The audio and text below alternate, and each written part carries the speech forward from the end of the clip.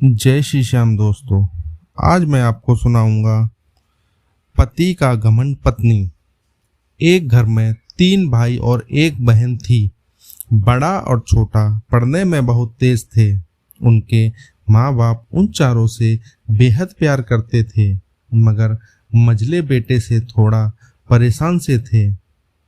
बड़ा बेटा पढ़ लिख कर डॉक्टर बन गया, छोटा भी पढ़ लिख कर इंजीनियर बन गया, मगर मझला बिल्कुल आवारा और गंवार बन के ही रह गया। तीनों की शादी हो गई। बहन और मझले को छोड़ दोनों भाइयों ने लव मैरिज की थी। बहन की शादी भी अच्छे घराने में हुई थी। आखिर भाई सब डॉक्टर इंजीनियर जो थे। अब मझले को कोई लड़की नहीं मिल रही थी। बाप भी परेशान, माँ भी। बहन जब भी मायके आती सबसे पहले छोटे भाई और बड़े भैया से मिलती, मगर मझले से कम ही मिलती थी, क्योंकि वह ना तो कुछ दे सकता था और ना ही वह जल्दी घर पे मिलता था। वैसे वह दिहाड़ी मजदूरी करता था, पढ़ नहीं सका तो नौकरी कौन देता। मझले की शादी किए बिना बाप गुजर गए। माँ ने सोचा कहीं अब बंटवारे की बात ना निकले, इसलिए अपने ही पड़ोसी गांव से एक सीधी सादी लड़की से मझले की शादी करवा दी। शादी होते ही ना जाने क्या हुआ, मझला बड़े लगन से काम करने लगा। दोस्तों ने कहा, ए चंदू आज अड्डे पे आना। चंदू, आज नहीं फिर कभी। दोस्त, अरे तू शादी के बाद तो जैसे बीवी का गुलाम ही हो गया है।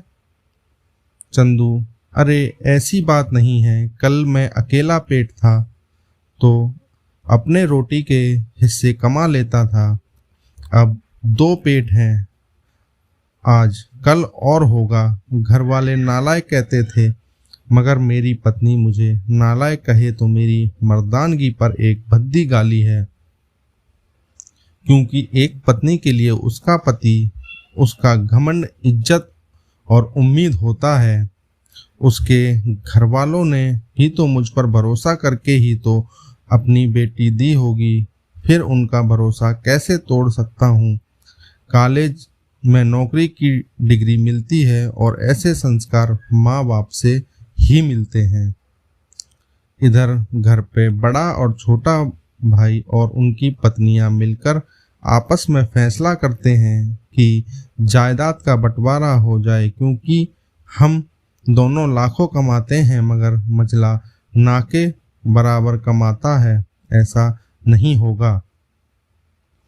माँ के लाख मना करने पर भी बंटवारे की तारीख तय होती है। बहन भी आ जाती है, मगर चंदू है कि काम पे निकलने के समय बाहर आता है।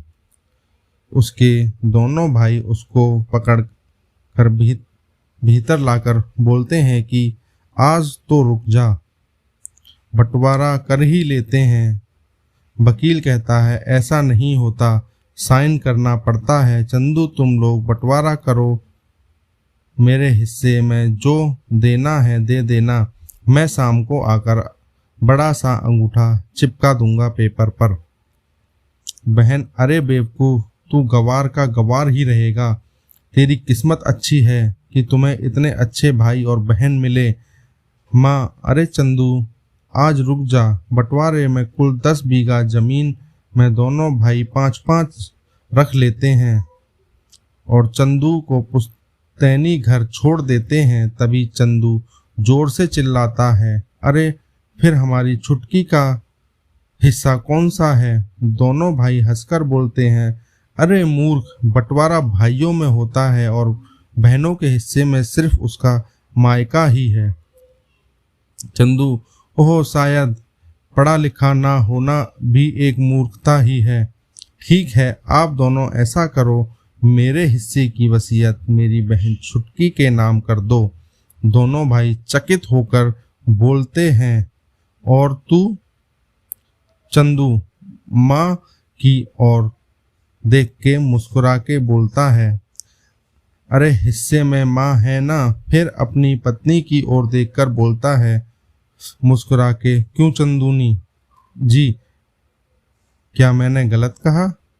चंदूनी अपनी सास से लिपटकर कहती है, इससे बड़ी वसीयत क्या होगी मेरे लिए कि मुझे माँ जैसी सासू मिली और बाप जैसा ख्याल रखने वाला पति।